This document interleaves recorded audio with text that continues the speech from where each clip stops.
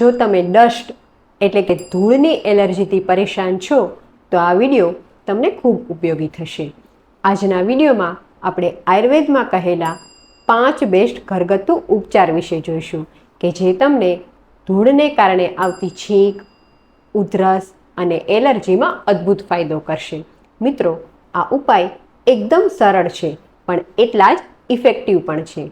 એટલે જ આ વિડીયોને જરૂરથી જોજો અને સાથે જ જેમને આવી તકલીફ હોય તેમને શેર પણ કરજો. નમસ્કાર, હું છું ડૉક્ટર રિદ્ધિ પંડ્યા, સંજીવની આયુર્વેદ હોસ્પિટલ, ગાંધીધામ, કચ્છથી. મિત્રો, કેટલીક વખત ઘરકામ કરતી વખતે ઘણાને એટલી બધી છીંકો આવે છે કે બંધ થવાનું નામ જ નથી લેતી. સાથે જ નાકમાંથી પાણી નીકળે છે, આંખમાંથી પાણી નીકળે છે, આંખો લાલ થઈ જાય છે, ગળામાં દુખાવો થાય છે અને શરીરમાં તાવ જેવી કળતર થાય છે.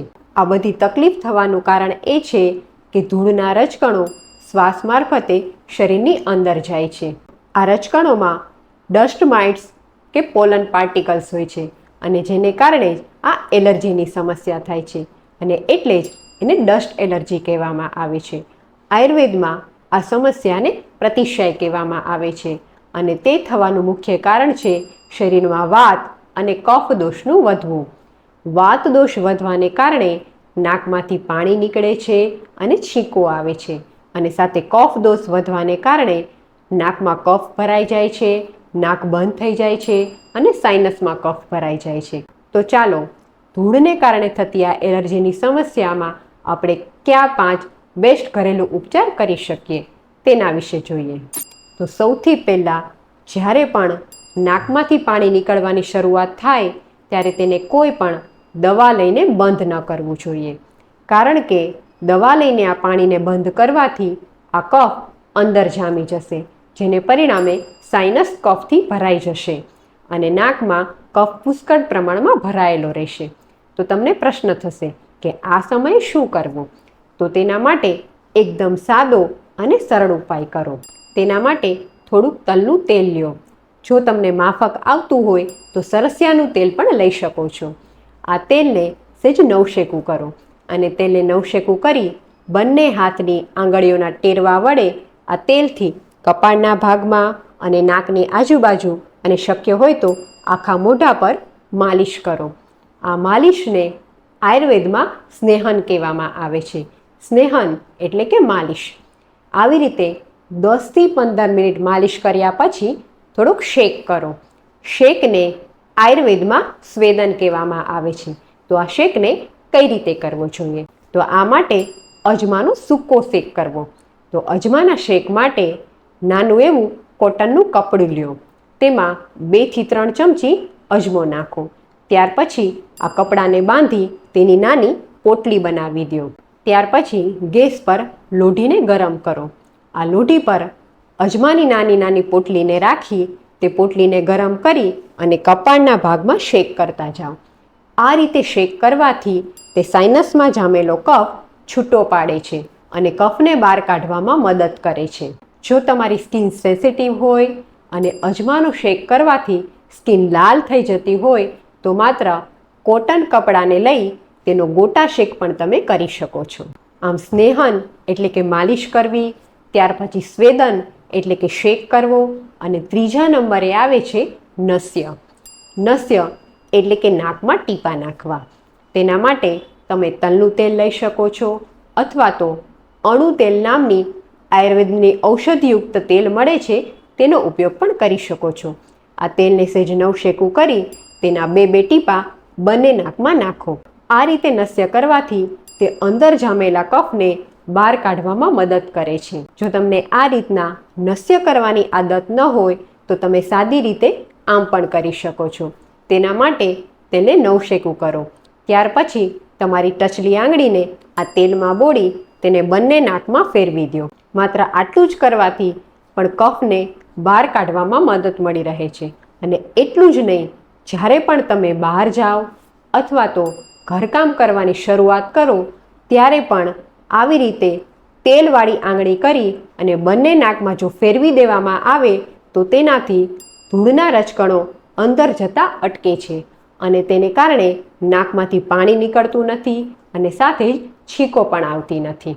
મિત્રો, આયુર્વેદના આચાર્યોએ એવા ઉપાયો કહેલા છે કે જે ઉપાય કરવાથી આપણને રોગ થવાની શક્યતા જ રહેતી નથી. માટે જો તમે માત્ર બહાર નીકળતી વખતે કે ઘરકામ કરતી વખતે માત્ર આ એક પ્રયોગ કરશો તો તમને એલર્જી થવાની શક્યતા જ નહીં રહે. મિત્રો, એક વાત ખાસ ધ્યાનમાં રાખો, જ્યારે પણ તમને એલર્જીને કારણે નાકમાંથી પાણી નીકળતું હોય ત્યારે સાદા પાણીની કે વિક્સ નાખેલા પાણીની સ્ટીમ ક્યારેય ન લેવી જોઈએ, કારણ કે આપણા સાઇનસમાં કફ ભરાયેલો છે. આ સમયે જો આપણે પાણીની સ્ટીમ લેશું તો આ ભેજ અંદર જશે અને જેને કારણે આ તકલીફ વધી જશે. માટે આ સમયે સ્ટીમ લેવાને બદલે ધૂપ લ્યો. આયુર્વેદમાં તેને ધૂપન ચિકિત્સા કહેવામાં આવે છે. તમને તરત પ્રશ્ન થશે કે અમે ઘરે કઈ રીતે ધૂપ લઈ શકીએ? તો તેના માટે ગેસ પર તાવડી અથવા તો લોઢીને રાખો. તેના પર 1 થી 2 ચમચી જેટલો અજમો નાખો. અજમાને ગરમ કરો અને જ્યારે તેમાંથી ધુમાડા નીકળવાનું ચાલુ થાય ત્યારે ગેસને બંધ કરી દો અને તેમાં 1 ચમચી જેટલો હળદરનો પાવડર નાખો. આ મિશ્રણને હલાવતા રહ્યો. તેમાંથી જે ધુમાડો નીકળે છે તેને સૂંઘો.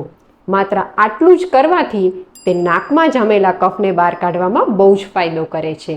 આ મિશ્રણમાં તમે થોડાક સૂકા લીમડાના પાંદડાને પણ નાખી શકો છો. આયુર્વેદમાં આ ધૂપન ચિકિત્સાને જંતુઘ્ન કહેવામાં આવે છે, એટલે કે તે આપણને વાયરલ ઇન્ફેક્શનથી બચાવે છે. માટે જ્યારે પણ નાકમાંથી પાણી નીકળતું હોય ત્યારે સ્ટીમ લેવાને બદલે આ ધૂપ જરૂરથી લ્યો. મિત્રો, જ્યારે પણ આપણે શરદી ઉધરસ થઈ હોય અને તેને દવા વગર જો મટાડવી હોય તો આપણા રસોડામાં જે ઔષધિઓ રહેલી હોય તેનો ઉપયોગ કરવો જોઈએ. અને આ ઔષધિઓમાં સૌથી બેસ્ટ છે હળદર. હળદર એ એન્ટીવાયરલ છે, એન્ટીબેક્ટેરિયલ છે, તે આપણને ઇન્ફેક્શનથી બચાવે છે અને સાથે સાથે આપણી ઇમ્યુનિટીને પણ વધારે છે. તો આ સમસ્યામાં હળદરનો ઉપયોગ કેવી રીતે કરી શકાય? આ માટે એક કડાઈમાં ગાયનું ઘી લ્યો. ઘીને ગરમ કરો. ઘી ગરમ થઈ જાય એટલે ગેસ બંધ કરી દો અને આ ઘીમાં 1 થી 2 ચમચી જેટલું હળદરનો પાવડર નાખી તેને ધીમા તાપે શેકી લ્યો. ત્યાર પછી તેમાં દેશી ગોળ નાખી તેની નાની નાની ગોળી બનાવી લ્યો. આ ગોળીને દિવસમાં 2 થી 3 વખત ચૂસો. નાના બાળકોને પણ આ હળદરની ગોળી આપી શકાય છે. આ રીતે હળદરની ગોળી લેવાથી તે શરદી ઉધરસની સમસ્યામાં ખૂબ સારો ફાયદો થાય છે. મિત્રો, મોટા ભાગે જ્યારે પણ આપણને શરદી ઉધરસ થાય ત્યારે આપણે હળદરવાળું દૂધ લઈએ છીએ, પણ ખાસ ધ્યાન રાખો, જ્યારે પણ આપણો કફ પાકી જાય ત્યારે જ હળદરવાળું દૂધ લેવું જોઈએ. પણ જો નાકમાંથી માત્ર પાણી ટપકતું હોય તો હળદરવાળા દૂધને બદલે આ હળદરની ગોળી લેવાથી વધારે ફાયદો થશે. સાથે જ શરીરની ઇમ્યુનિટી વધારવા માટે રસાયણ ઔષધો લો, કારણ કે આપણે બધા જ જાણીએ છીએ કે જ્યારે શરીરની ઇમ્યુનિટી ઓછી હોય ત્યારે વારે વારે શરદી ઉધરસ થાય છે અને બીમારી આવે છે. અને એટલે જ આયુર્વેદમાં કહેલા ગળો, આમળા, જેઠીમધ જેવી ઔષધિઓનો ઉપયોગ નજીકના ડૉક્ટરની સલાહ અનુસાર જરૂરથી કરો. આ એલર્જીની સમસ્યાને જડમૂળમાંથી મટાડવા માટે માત્ર 10 મિનિટ જેટલો સમય કાઢીને કપાલભાતી અને અનુલોમ વિલોમ અને ઉજ્જય જેવા પ્રાણાયામ કરો. આ પ્રાણાયામ કરવાથી તે આપણા શ્વસન તંત્રને મજબૂત બનાવે છે અને એલર્જીની સમસ્યામાં ખૂબ અદ્ભુત ફાયદો કરે છે. મિત્રો, આ થયા આપણા ઘરગથ્થુ ઉપાય. પણ એક નજર આપણે એના પર જોઈ લઈએ કે એલર્જીની સમસ્યામાં કઈ વસ્તુઓ શક્ય તેટલી ઓછી લેવી જોઈએ અથવા તો ન લેવી જોઈએ. તો સૌથી પહેલાં એલર્જીની સમસ્યામાં દૂધ અને દહીંનો ઉપયોગ ન કરવો જોઈએ. સાથે જ વધારે પડતું પાણી ન પીવું જોઈએ. ફ્રૂટ જ્યુસ કે દૂધી અને પાલક જેવા ગ્રીન જ્યુસ ઓછા લેવા જોઈએ. ખાંડમાંથી બનેલી વસ્તુઓ શક્ય તેટલી ઓછી લેવી જોઈએ. અને ફળોમાં કેળા કે સીતાફળ જેવા ઠંડા ફળોનો ઉપયોગ ઓછો કરવો જોઈએ. માત્ર આટલી જ વસ્તુનું ધ્યાન રાખવાથી તમને એલર્જીની સમસ્યામાં કાયમી અને ચોક્કસ ફાયદો થશે. પણ હા, જે લોકોને ઘણા લાંબા સમયથી આ એલર્જીની તકલીફ છે અને ખૂબ વધારે પડતી તકલીફ છે તેમણે નજીકના આયુર્વેદ ડૉક્ટરનો સંપર્ક જરૂરથી કરવો જોઈએ અને જો જરૂર પડે તો તેમાં પંચકર્મ સારવાર પણ કરાવવી જોઈએ. આશા રાખું છું કે આ વિડીયો તમને ખૂબ ઉપયોગી થશે અને સાથે જ તેમાં કહેલા ઘરગથ્થુ ઉપાય દ્વારા તમે ઘરે બેઠા જ કોઈ પણ પ્રકારની દવા વગર આ શરદી ઉધરસને મટાડી શકો છો. માટે આ વિડીયોને જરૂરથી સેવ કરજો અને તમારા નજીકના મિત્ર વર્તુળમાં જરૂરથી શેર કરજો. અને આવી જ આયુર્વેદની ઉપયોગી માહિતી મેળવવા માટે અમારા વિડીયોને જોતા રહેજો. આયુર્વેદ અપનાવો, સ્વસ્થ રહો.